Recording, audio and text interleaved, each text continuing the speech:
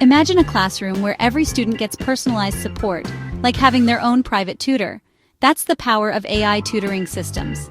They don't replace teachers, they empower them. AI tutors adapt lessons to each student's strengths and struggles, giving feedback in real time.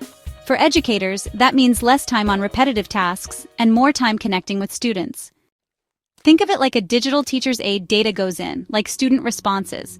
The AI applies symbolic reasoning, transparent, rule-based steps. Out comes a tailored lesson plan that you can review and refine. Getting started is simpler than you might think.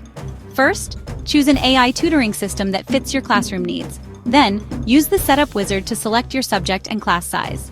Try it out with a small group of students. Make sure the feedback really aligns with your expectations. And once it feels right, go ahead and roll it out for your whole class. For more advanced use, you'll want to add guardrails to meet curriculum standards.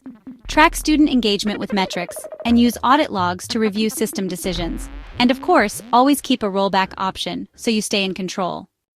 AI in classrooms only works when trust comes first.